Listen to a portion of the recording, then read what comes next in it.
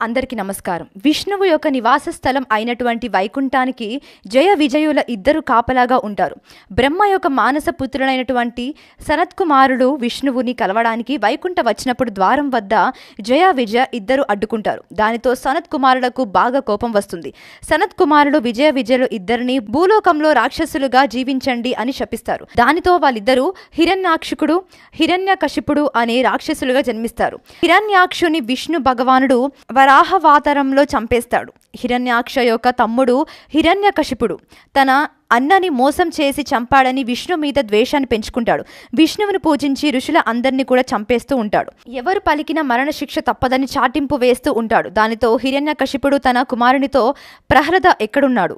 నీ హరి నాకు భయపడి కనిపించకుండా తిరుగుతున్నాడు, నువ్వైనా ఒక్కసారి చూపించు అని అడుగుతాడు. అప్పుడు ప్రహ్లాదుడు చెప్పలేము, ఈ సృష్టిలో అణువణువులో విష్ణు ఉన్నాడు అని సమాధానమిస్తాడు. అని పక్కనే ఉన్న స్తంభాన్ని తన గదతో ఆకారంతో నరసింహ అవతారంలో విష్ణు బయటికి వస్తాడు. అలా వచ్చిన నరసింహావతారం ఇటు పగలు కాదు, అటు రాత్రి కాదు, సంధ్యా సమయంలో ఇంటి లోపల కాదు, అటు బయట కాదు, గడప మీద, ఇటు మనిషి కాదు, అటు జంతువు కాదు.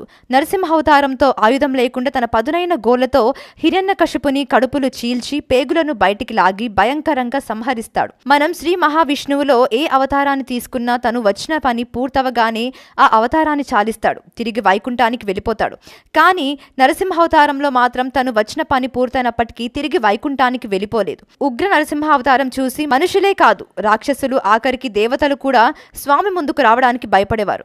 నరసింహస్వామి అలా రావడానికి కారణం ఈ ఉగ్ర రూపంతో పుట్టడమే. ఉగ్ర రూపం అనగా కట్టలు తెంచుకున్న ఆవేశంలో కోపం. మన మెదడులో రెండు ఇంటర్ కనెక్ట్ స్విచ్ అయి ఉంటాయి. ఒకటి ఆవేశానికి కనెక్ట్ అయి ఉంటుంది, ఇంకొకటి విచక్షణకి కనెక్ట్ అయి ఉంటుంది. ఎప్పుడైతే ఆవేశం అని స్విచ్ ఆన్ చేశామో విచక్షణ స్విచ్ ఆఫ్ అయిపోతుంది. విచక్షణ స్విచ్ ఆన్ లైన్ ఉన్నవారికి ఆవేశం ఉండదు. ఆవేశం అనర్థాలకు దారి తీస్తుంది. ఈ మెసేజ్ ని మన అందరికీ అందించడం కోసం శ్రీ మహావిష్ణువు అలా ప్రవర్తించి ఉంటారని అభిప్రాయం. ఎందుకంటే ఆ జగన్నాటక సూత్రధారి ఏం చేసినా దానికి ఒక కారణం ఉంటుంది. అందులో ఒక అర్థం పరమార్థం ఉంటుంది. అప్పుడు దేవతలంతా శ్రీ మహావిష్ణువు యొక్క శివుని దగ్గరకు వెళ్తారు. శివుడు అతి భయంకర మనిషి సింహం గ్రద కలగలిపిన శరభేశ్వరుని రూపంలో ఎగురుతూ ఉంటారు. అలా ఎగురుతూ లక్ష్మీ నరసింహస్వామి దగ్గరకు వెళ్తారు.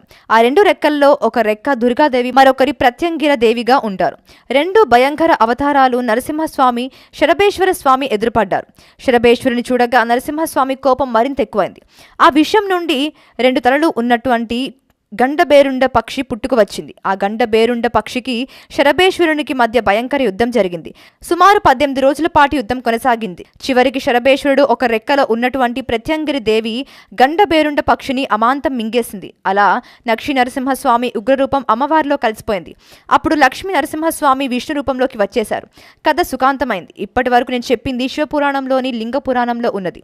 కానీ విష్ణువు యొక్క భక్తులు అసలు శరభేశ్వరుడు అని అవతారం పురాణంలో ఎక్కడ లేదని, లక్ష్మీ నరసింహస్వామిని శరభ అని పిలిచేవారని, శరభ అనగా ఆత్మ, శరభ అంటే విష్ణువు యొక్క ఆత్మ అని శివభక్తులు ఆ పేరును తీసుకొని శివునికి లేని అవతారాన్ని అంటగట్టి శివుని తక్కువ చేసి చూపించే ప్రయత్నం చేస్తున్నారని వాదిస్తున్నారు. లక్ష్మీ నరసింహస్వామి అవతారంలో ఉన్న విష్ణువుని శాంతింపచేయడం బ్రహ్మశివుడు దేవతలు అష్ట దిక్పాలకులు ఎవరి వల్ల కాకపోవడంతో వారంతా ప్రహ్లాదుని వేడుకున్నారు. ఉగ్రరూపాన్ని శాంతింపచేయమని ప్రార్థించారు.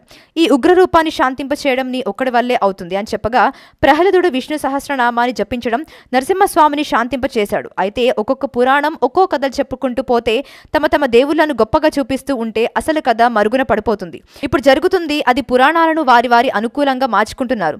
పవిత్రమైన రామాయణ మహాభారత భాగవతాన్ని కూడా విడిచిపెట్టలేదు మా దేవుడు.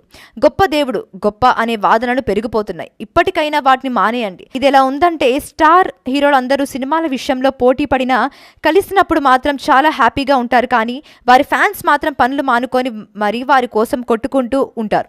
ఆయన జిల్లాలో సగం ఎనర్జీని ఆయన మీ డ్రీమ్స్ నెరవేర్చుకోవడానికి ఖర్చు చేసినట్లయితే మీ ఫ్యూచర్ బాగుంటుందని ప్రయత్నించండి. ఇది ఈ వారం మిస్టరీ. మరో మిస్టరీతో మళ్ళీ కలుద్దాం. ఈ వీడియో కనుక మీకు నచ్చినట్లయితే లైక్ చేయండి, షేర్ చేయండి, సబ్స్క్రైబ్ చేయండి. మరిన్ని ఇంట్రెస్టింగ్ అప్డేట్స్ కోసం మా శ్రీ భక్తి ఛానల్ని ఫాలో అవ్వండి.